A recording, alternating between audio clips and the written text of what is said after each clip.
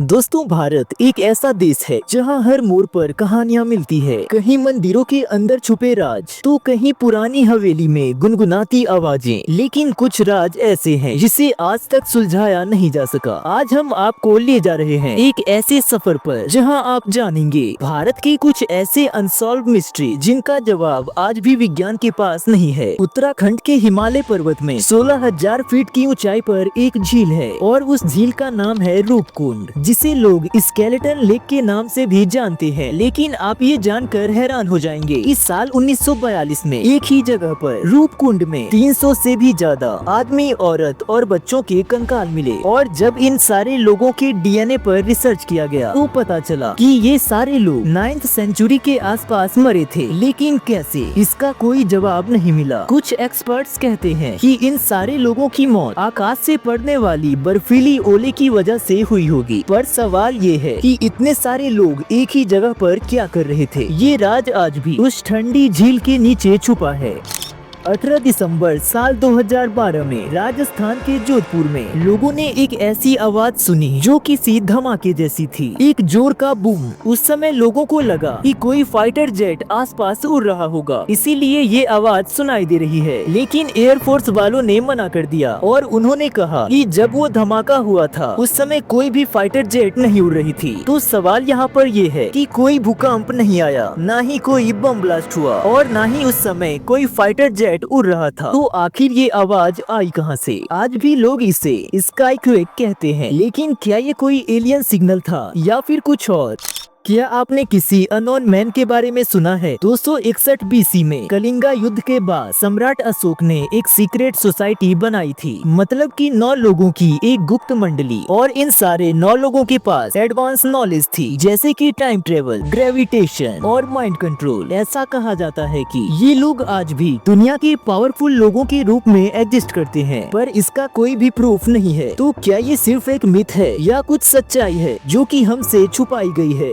India China border के पास एक जगह है जिसका नाम है उंग का ला पास। ये जगह लद्दाख और तिब्बत के बीच पड़ता है। ये एक डिस्प्यूटेड एरिया है जहाँ ना इंडिया जाता है और ना ही चाइना। लेकिन वहाँ पर रहने वाले लोग ऐसा दावा करते हैं कि उन्होंने वहाँ पर यूएफओ को देखा है जो जमीन से ऊपर उठते हैं और फिर गायब हो जाते हैं। इस एरिया में नासा की सैटेलाइट इमेज में भी कुछ अजीब एक्टिविटी दिखाई देती है। लेकिन इंडिया चाइना दोनों ही देश इस चीज पर चुप है। क्या ये एलियन का अंडरग्राउंड बेस है या फिर मिलिट्री सीक्रेट?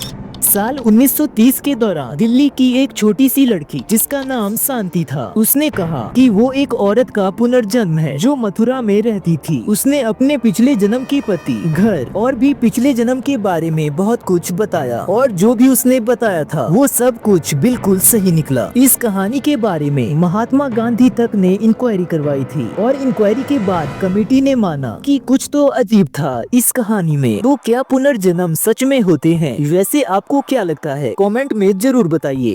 असम में एक छोटा सा गांव है जिसका नाम है जटिंगा। इस गांव में हर साल सितंबर अक्टूबर के महीने में एक अजीब सी घटना होती है। यहाँ रात के अंधेरे में बर्ड्स खुद ब खुद नीचे गिरकर मर जाते हैं। ना शिकार, ना बिजली का झटका, बस अंधेरा, हवा और मौत। क्या आप बता सकते हो कि आखिर ऐसा क्यों होता है? महाराष्ट्र में सनी सिंगापुर नाम का एक गांव है जहां आज भी घरों में दरवाजे नहीं हैं। और सबसे हैरान की बात तो ये है कि यहाँ आज तक कभी भी चोरी नहीं हुई। गांव के लोग कहते हैं कि सनी देव खुद इस जगह की रक्षा करते हैं। लेकिन सवाल ये है कि क्या ये सच है या फिर एक सोशल बिलीफ जो काम करता है?